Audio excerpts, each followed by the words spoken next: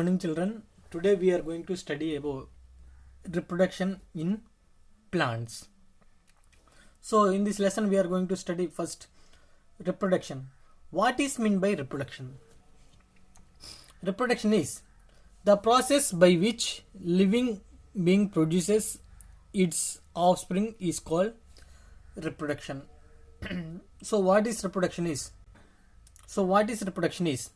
The process by which a living being produces its offspring is called reproduction. Living being means let it be plants or animals, anything, okay? If it produces its offspring, its own offspring, okay, its offspring, that process is called reproduction. Now, types of reproduction. What are types of reproduction? There are two types of reproductions are there. That is, first type is asexual reproduction and next one is sexual reproduction. So here first let's see asexual reproduction. What is asexual reproduction is?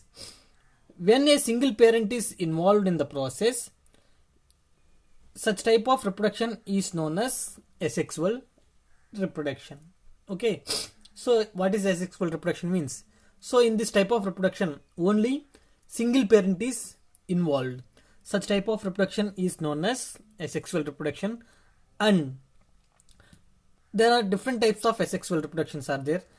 So following means are asexual reproduction used by plants. First method is budding. So what is budding is? This method is used by unicellular plants like yeast. Yeast is a fungus and fungi are also known as non-green plants. The yeast cell produces a bud which gets its own nucleus. The bud develops to certain size and detaches from the mother cell to produce the new yeast. So here see, this is one yeast, okay, assume this is one yeast cell, okay. This is nucleus, this is cell. So this yeast cell, what will happen means it will develop new small sized bud, okay, new bud, okay, this is the small sized bud, okay. So nucleus also will be shared. So after developing to a certain size, then what will happen? This bud, this is mother and this is the bud, okay. So this bud will detaches from the mother and can live individual. So now this is mother cell and this is the new produced offspring, okay. So before only one cell, now it got one mother cell and one daughter cell. So this process is known as, here see, only one cell is involved, one organism is involved, and from that its offspring is produced. That means it is reproduction. Only one is involved, that means it is asexual reproduction. So next method is fragmentation. In some simple plants, the plant body is divided into small fragments. Each fragment then develops into a new plant. Example is Spirogyra. So here see, this total is one fragment, okay. So from that one small, this is the total cell. From this small part is detached, okay, this is a small part detached. Then what will happen? Here two halves is there, two parts is there. After that these two parts will develop into new cells. So here it is the example of reproduction through fragmentation. Next method is spore formation. So what is this spore formation is? Special spore bearing organs are present in some plants, especially in fungi and algae. These are called sporangiopores. This sporangiophore bears spores. The spore germinate to develop a new plant, okay. So this is that one algae, or this is one organism, okay. So here this is the spore bearing organ, that means it is the sporangium, okay. All the spores are present inside this, okay. So now this organism, how it can reproduce means, when this sporangium breaks, spores which is present inside this sporangium, it will be carried away or moved away from this and will fall on the substrate and will develop into a new organism. Here only one organism is involved, and how it is reproducing? It is reproducing by asexual reproduction. That is here by the, that means here how it is reproducing? With the help of formation of spores. Okay, if here spores is not there, organism will be not reproduced. That means here it is by the spore formation. So our next method is vegetative propagation. So what is vegetative propagation is, when a new plant is developed by a vegetative part such as root, stem or leaf, it is known as vegetative propagation. For example, when a tuber of potato is cut into several pieces and each piece bears an eye, each piece produces a new plant. So the stems of money plant, rose, mango, etc. can produce new plants when they are inserted in the soil. The leaf of bryophyllum produces new plants through its notches. So here see, I think here all of them observed the potato. If we see one potato, on the potato we can see some scars. So what is that scar? That scar is known as eye.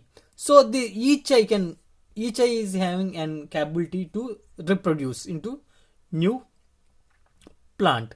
Here it is the tuberous stem. Same time, if we see plants like rose, mango, money plant, this all, if we see its stem, if we cut the stem and if we plant in the soil, it will grow into the new plant. That means here it is growing through the stem. At the same time, one plant is there, that plant named bryophyllum. It can reproduce through the leaf. So when the leaf of the plant touches the soil, so from the notches of the leaf, it can grow. What can grow? New plants can grow. So which part? So the part which is the part of the leaf which is touching the soil, from their notches, plants can grow. So here plants is growing from the leaf. In rose and mango, plants are growing from the stem, and in potato, tuberous stem. At the same time, like some of the roots also help in growing of the plants. That means here these all are what? These all are vegetative parts only. So stem, root, leaf, these all are vegetative parts only. That's why it is known as vegetative propagation by the vegetative propagation. Okay. So now see, another mode of reproduction is sexual reproduction. Before studying about the sexual reproduction, let's study the structure of a flower. So this is one flower. If we see one flower, in the middle, one swollen part will be there. That part is known as ovary. And around the ovary, it contains, not in the middle, around the ovary, it contains some filaments like what we'll say, projections. They are known as anther. Now in the starting means at the base, it contains some green colors leaf like structures known as sepal. Above the sepal, it contains colored part that is known as petal. That means if you see, I will take one plant, no, not plant, you see this is one flower. Okay, so this is the part which is attached to the plant. Okay, so from here I plucked. So from where I plucked, if I see, I can see some green color structures. That green color structures is known as sepals. Above the sepals, I can see colored holes, that means rounds, color leaves, color structures. That color structures is known as petals. Inside the petal, I can see 5 filaments. Okay, long tube-like filaments, and above the filament, I can see some spongy.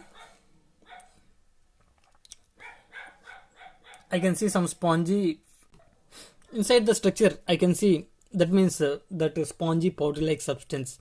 There it is known as anther, and it is the filament. Okay, substrate which is attached to the anther. In the middle, I can see some swollen part. It is known as ovary, and above the ovary, I can see one tube-like structure. It is known as pistil. So here this is the structure of the flower. Now coming to the sexual reproduction. When two parents are involved in the process is called sexual reproduction. Two gametes, that is male and female gametes, are formed. The fusion of male and female gametes is called fertilization. So in asexual reproduction only one organism is involved, but coming to this asexual reproduction, sexual reproduction, two organisms are involved. That means two gametes are produced, male and female gametes, and the produced male and female gametes will be fused. So zygote is formed after fertilization. The zygote develops into an embryo and finally into a new individual.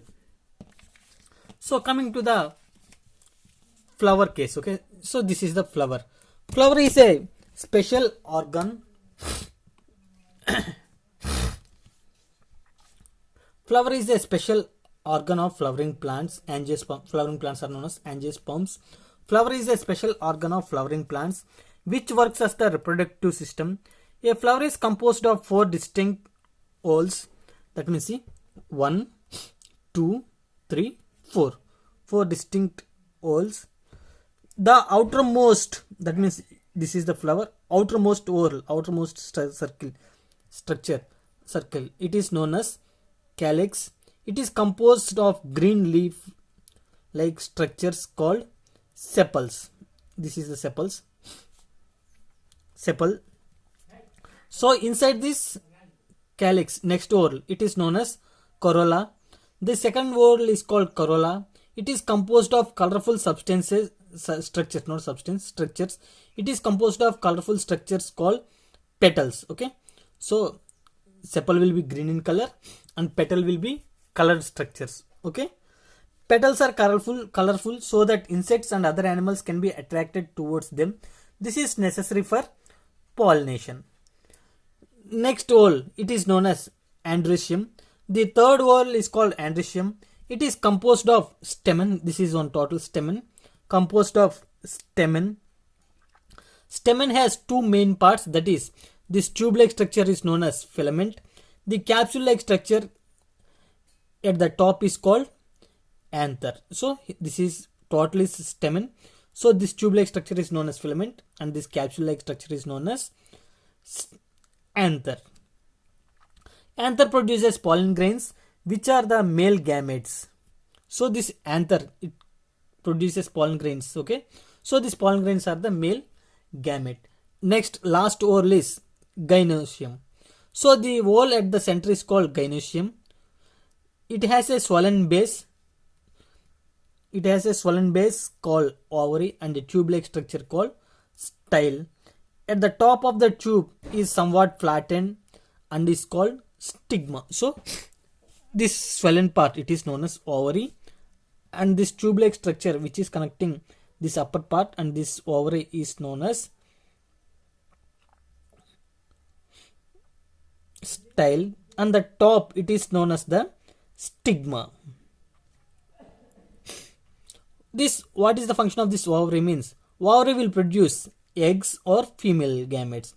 So in a flower where these female gametes will be produced means it is in the ovary, and where the male gametes is known as pollen grains. Okay, once again I am remembering, male gametes is known as the pollen grains, and where the pollen grains are produced means in the anther. So next topic is reproduction. So what is this reproduction is? In case of plants case, what is reproduction is? It is pollination. Sexual reproduction means it is pollination. So there are two types of pollination are there. One is self-pollination and the next one is cross-pollination. So what is self-pollination? First, before self-pollination, what is pollination is? The transfer of pollen grains from the anthers to stigma is called pollination. That means here anther produces pollen grains. So transfer of this pollen grains from anther to the, this is stigma. So this part is known as stigma.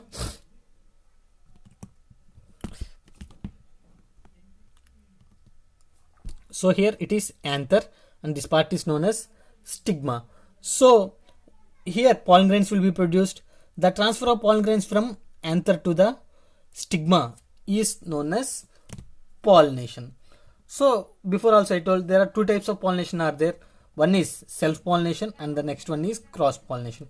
So what is self-pollination is when anthers of same flower are transferred to the stigma, it is called self-pollination. And what is cross-pollination is when anthers from a different flower are transferred to the stigma, it is called cross-pollination. The flower can be on the same plant or on different plant. Cross-pollination is the normal in most of the plants. Plants need help from various agents of pollination to carry out pollination. Wind, insects, birds and other animals play a role in fertilization.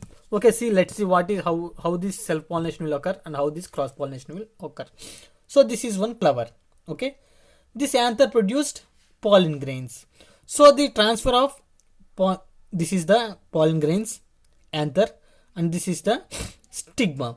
So the transfer of pollen grains from anther to the stigma, here it is same flower. Okay, so the transfer of pollen grains from the anther to the stigma of the same flower, such type of pollination is known as self pollination.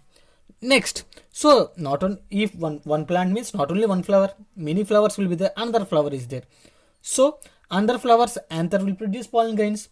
So transfer of pollen grains from the anther to the stigma of different plants, maybe that means different flowers, maybe that flowers are belonging to the same plant. Okay, same plant different flowers or different plants, such type of pollination is known as cross pollination. And for this cross pollination, it requires different factors like wind, insects, birds, other animals play role of agent of pollination. So here this is the structure, not structure, this is the diagram for representing fertilization. That means this is the stigma. Here pollen grain fallen on this stigma. From here pollen tube will arise, and from that pollen grain means it is containing male gamete. Through this pollen tube, this male gamete will migrate to the ovary. Inside the ovary, egg will be there.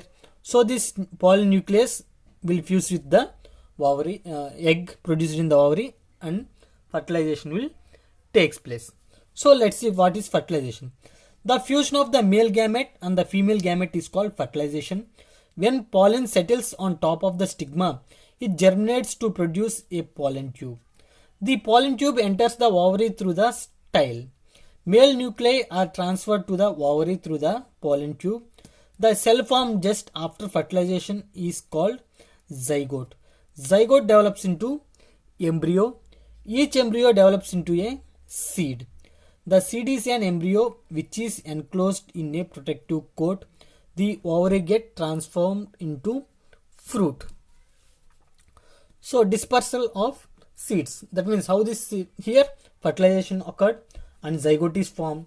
From zygote, this zygote will develop into a embryo. From embryo it will develop into a seed. So now this seed, it should produce seed by the fertilization.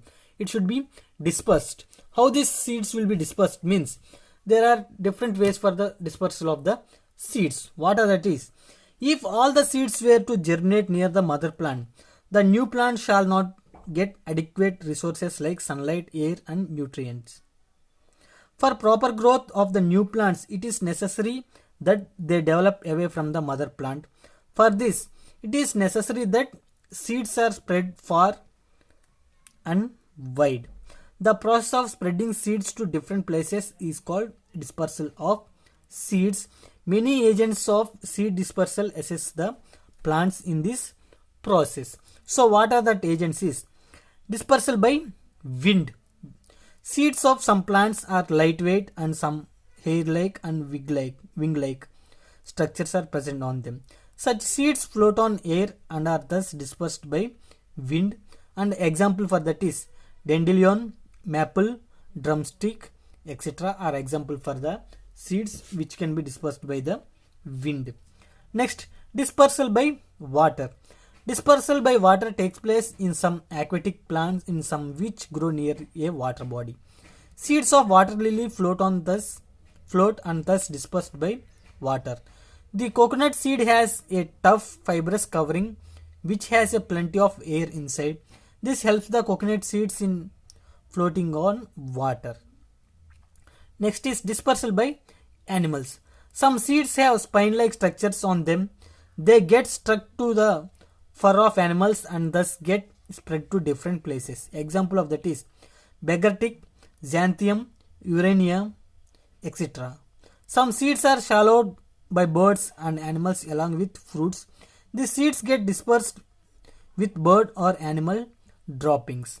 Dispersal by bursting. Some fruits burst open when they mature. The force of bursting is enough to spread the seeds. Example is ladyfinger, castor, balsam, etc. Dispersal by humans. Human beings also help in dispersal of seeds, especially during farming. So this is the lesson reproduction in plants and completion of it.